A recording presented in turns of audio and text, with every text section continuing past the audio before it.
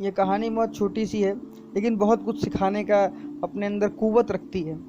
कहानी शुरू होती है साल 2001 के अंदर, जब राम जो होता है उसका जन्म होता है और श्याम जो होता है उसका भी जन्म होता है। दोनों एक ही माँ बाप के बच्चे होते हैं। ये 6th क्लास तक दोनों साथ में पढ़ा करते हैं। 6th क्लास के अंदर इस तरीके से साथ में पढ़ा करते हैं कि जो राम होता है उसके नंबर कम आया करते हैं श्याम के रिस्पेक्ट में। श्याम जो होता है क्लास का टॉपर हो चुका होता है, 1st 2nd 3rd rank holder होता है क्लास 6 तक। फिर उसके बाद समय कुछ ऐसा मोड़ लेता है कि दोनों के जो माँ बाप होते हैं आपस में उन लोगों का डिवोर्स हो जाता है और दोनों आपस में पड़ जाते हैं। तो पेरेंट्स जो होते हैं उनके एक की पेरेंटिंग दूसरे बच्चे के पास, एक की पेरेंटिंग दूसरे बच्चे के पास। तो उस कारण से क्लास 6 के अंदर दोनों बच्चे आपस में, उन लोगों का स्कूल डिवाइड हो जाता है।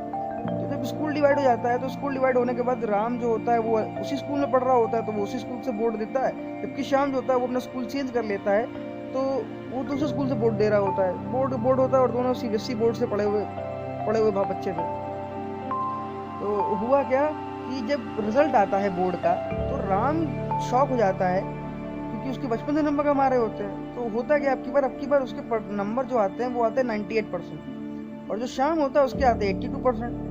और उसको समझ में नहीं आता है ये चला क्या, ये हुआ क्या। शाम को ये लगता है कि यार बताओ, बचपन से मेरे इतने अच्छे नंबर आया करते थे, इस सीन का क्रिएट हो गया यार कि मेरे नंबर अच्छे नहीं आ रहे हैं। और जबकि जो राम होता है उसको ये बात समझ में नहीं आ रही होती कि यार मेरे इतने अच्छे नंबर कहाँ चले आए, ये हुआ क्या। ये दोनों लोग मिलते हैं, बातचीत वगैरह करते हैं तो चीज़ें थोड़ी शॉर्ट आउट से होती हैं और राम का पर्दा और श्याम का पर्दा दोनों का खुल करके चला आता है। तो पर्दा कुछ इस तरीके से खुलता है यार कि जो राम होता है वो क्लास 6 तक सिर्फ इस गोल के साथ, इस माइंडसेट के साथ पढ़ाई किया करता था कि उसे श्याम को बीट करना है। उसका गोल ये नहीं था कि उसे क्लास का बनना है टॉपर, उसका गोल ये रहा करता था कि उसे खाली बीट करना है श्याम को। इस वजह से वो कहीं नहीं जा पा रहा था। भगवत गीता में भी लिखा होगा कि अगर आप सामने वाले को हराना चाहो तो आप कभी जीत नहीं सकते, आप उससे पहले जीत जाओ बट आप खुद से नहीं जीत सकते। ऐसा कुछ यहाँ पर भी हो रहा था कि वो सामने वाले को हरा तो रहा था बट कुछ अंदर से कुछ हो नहीं रहा था, इस वजह से उसके नंबर भी कम आ रहे थे। लेकिन जब श्याम चला गया उसकी ज़िंदगी से तो राम जो था अब उसका पूरा रास्ता क्लियर हो चुका था। उसको 7th के अंदर, 8th के अंदर उसने अपना पूरा कॉन्सेप्ट क्लियर किया, 9th के अंदर उसने पूरा बेसिक मजबूत किया अपना, 10th क्लास के अंदर गया उसने फोड़ दिया। तो ये कंपटीशन क्या है, क्यों बला है, नष्ट करना है, कैसा है, ये ऐसे ही चीज़ें समझी जा सकती हैं जैसे कि यार आपको अपने केवल गोल पे फोकस करना है। ये इसका खाली एक ही तोड़ है कि आपको खाली अपने गोल पे फोकस करना है। अगर आप कंपटीशन के बेसिस पे आने लगोगे तो आप कहीं नहीं पहुंचने वाले हो, ये बात प्रूवन है, टेस्टेड है। आप किसी को अपना कंपटीशन मानो, उसको हराने का प्रयास करो तो आप चांसेस है कि आप ना कर पाओ। हाँ, अगर आपका कंपटीशन ही आपका गोल है कि मेरी ज़िंदगी का खाली एकमात्र लक्ष्य यही है कि मैं कंपटीशन को बीट करूँ, तो पॉसिबिलिटी ज़्यादा है कि आप उसको हरा लो।